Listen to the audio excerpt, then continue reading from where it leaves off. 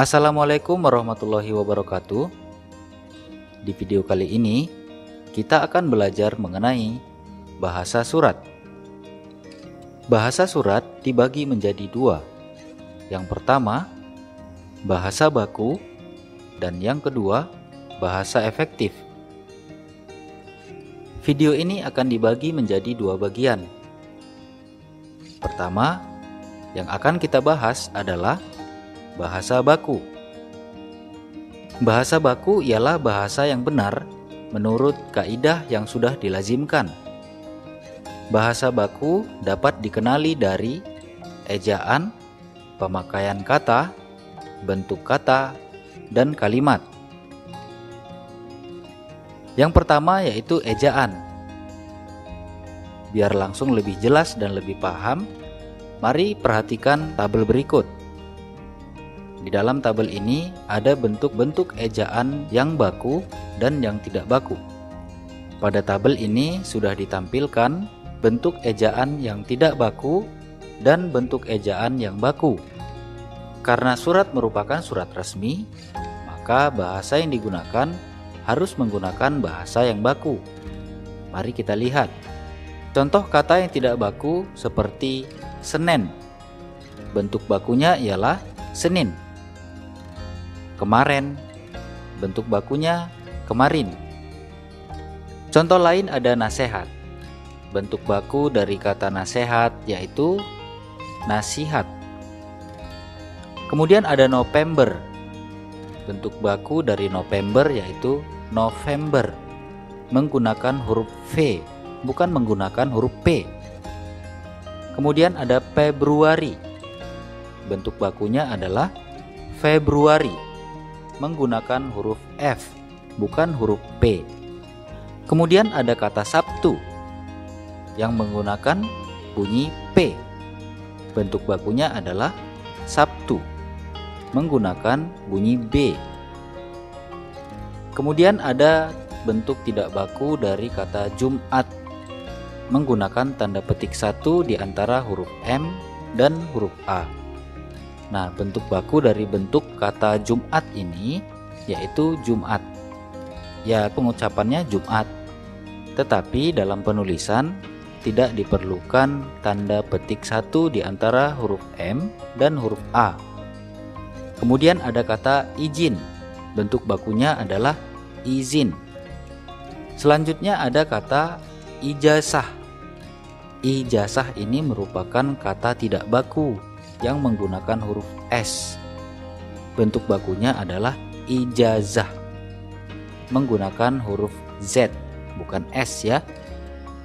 Masih dalam bentuk ejaan, contoh kata tidak baku yang lain yaitu jadwal. Bentuk bakunya adalah jadwal. Jadi kita tidak menggunakan huruf U, tapi menggunakan huruf W. Kemudian ada kata tidak baku seperti teknik. Bentuk bakunya adalah teknik, bukan teknik ya, tetapi teknik.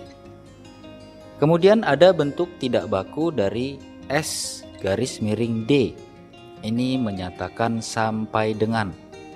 Dalam aturan penyingkatan bentuk frasa sampai dengan, kita tidak menggunakan garis miring, tetapi menggunakan tanda baca titik. Jadi dalam bentuk bakunya S titik D titik. Nah, itu bentuk yang benarnya, bentuk baku atau bentuk sesuai aturan dalam penulisan. Kemudian ada bentuk baku dari A garis miring N. Ini adalah bentuk singkatan dari atas nama. Nah, bentuk bakunya adalah sama seperti sampai dengan tadi, yaitu A titik N titik. Jadi kita tidak menggunakan garis miring, tetapi huruf A dan N dipisahkan dengan tanda titik dan diakhiri pula dengan tanda titik. Kemudian ada bentuk tidak baku dari antar desa. Nah, penulisan antar desa yang diberi spasi seperti ini merupakan bentuk tidak baku. Jadi bentuk bakunya adalah antar desa, tidak diberi spasi antara kata antar dan desa. ditulis menyatu. Kemudian ada kata terampil. Bentuk bakunya yaitu terampil, menggunakan huruf E setelah huruf T. Selanjutnya ada kata seksama. Bentuk baku dari kata seksama yaitu saksama, bukan seksama. Untuk lebih jelasnya mengenai ejaan, kalian bisa lihat Pedoman Umum Ejaan Bahasa Indonesia atau ejaan yang disempurnakan. Di dalam Pedoman Umum Ejaan Bahasa Indonesia, kalian bisa lebih banyak memahami kosakata-kosakata yang bentuknya tidak baku, yang sering kita dengar, yang kita kenal, yang kita ketahui selama ini, ternyata bentuknya tidak baku. Dan kalian bisa mengetahui bentuk baku dari kata-kata itu melalui Pedoman Umum Ejaan Bahasa Indonesia. Yang selanjutnya yaitu bahasa baku dalam pemakaian kata. Mari kita lihat pemakaian kata yang bentuknya tidak baku seperti cuma. Jadi kalau kita menulis surat, kita tidak boleh menggunakan kata cuma, karena cuma merupakan kata tidak baku. Jadi kita harus menulis dalam bentuk yang baku, yaitu hanya. Kemudian ada kata makanya. Bentuk bakunya adalah karena itu. Kemudian ada bentuk tidak baku, yaitu mumpung.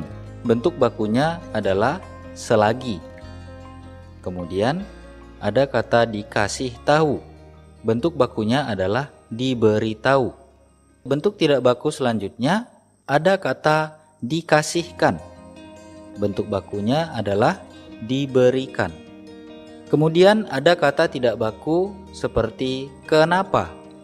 Bentuk bakunya adalah mengapa, bukan kenapa. Selanjutnya ada kata enggak. Kita sering menggunakan kata enggak dalam menyampaikan rasa penolakan, ya. Nah, bentuk baku dari kata enggak adalah tidak. Dan bentuk baku dari kata tapi adalah tetapi. Kemudian bentuk baku dari kata barusan adalah baru saja. Dan ada kata saking marahnya. Bentuk bakunya adalah karena marahnya. Ada bentuk baku dari kata bilang. Bentuk bakunya adalah mengatakan. Bentuk baku dari frasa ke saya adalah kepada saya, bukan ke saya. Kemudian ada kata ketimbang. Bentuk bakunya adalah daripada. Itu adalah contoh-contoh kata tidak baku yang sering sekali kita gunakan dalam kehidupan sehari-hari. Dan pada gilirannya ketika kita menuliskan surat atau menggunakan bahasa tulis, bahasa-bahasa tidak baku itu sering kita gunakan. Entah itu karena kita tidak tahu bahwa kata itu merupakan kata tidak baku, atau kita lalai, lupa karena sering menggunakan bahasa tersebut dalam kehidupan sehari-hari. Kemudian ada bahasa baku yang dilihat dari bentuk katanya. Nah, mari kita lihat ada bentuk tidak baku dari kata merubah. Bentuk bakunya adalah mengubah. Mengapa merubah merupakan kata tidak baku? Kita lihat kata dasarnya. Kata dasarnya adalah ubah. Di dalam bahasa Indonesia tidak ada prefiks mer atau awalan mer, yang ada meng, menge, men, dan lain-lain kecuali mer. Jadi bukan merubah tetapi mengubah. Kemudian ada kata tidak baku seperti mentaati. Bentuk bakunya adalah menaati. Mengapa mentaati merupakan bentuk tidak baku? Nah, ini berkaitan dengan hukum KPTS dalam bahasa Indonesia. Jadi, untuk penjelasan mengenai hukum KPTS, kalian bisa lihat videonya, linknya ada di deskripsi ya. Kata tidak baku selanjutnya adalah mengkaitkan. Bentuk bakunya adalah mengaitkan. Kemudian ada kata memokuskan. Bentuk bakunya adalah memfokuskan. Nah, ini kebalikannya ya. Seharusnya dalam kata mengaitkan hukum KPTS itu berlaku, dan seharusnya huruf K pada kata dasar kait itu luluh ketika kita menambah atau membubuhi dengan imbuhan, tetapi malah tidak kita luluhkan atau tidak kita hilangkan. Sementara pada kata yang huruf awalnya bukan KPTS, malah kita luluhkan atau kita hilangkan. Jadi ini penyalahgunaan konsep jadinya ya. Contoh kata selanjutnya juga seperti itu. Seperti kata mensejajarkan. Nah, kata bakunya adalah menyejajarkan. S-nya luluh karena hukum KPTS berlaku. Kemudian ada kata menyintai. Bentuk bakunya adalah mencintai. Jadi ini bentuk-bentuk peluluhan atau KPTS yang seharusnya berlaku tidak diberlakukan, yang seharusnya tidak berlaku tapi malah diberlakukan. Kemudian ada kata mencek. Bentuk bakunya adalah mengecek. Kenapa mencek salah? Karena kata dasarnya adalah cek. Kata cek memiliki satu suku kata, maka imbuhan yang digunakan adalah menge. Setiap kata dasar yang memiliki satu silabel atau satu suku kata, maka bentuk awalan yang digunakan adalah menge atau penge. Jadi mengecek atau pengecek, bukan mencek atau pencek. Jadi seperti itu ya. Kemudian mensahkan. Bentuk bakunya adalah mengesahkan. Nah, ini sama seperti bentuk kata mengecek dan mencek tadi ya. Karena kata dasarnya adalah sah yang memiliki satu silabel atau satu suku kata, maka imbuhan yang digunakan adalah menge.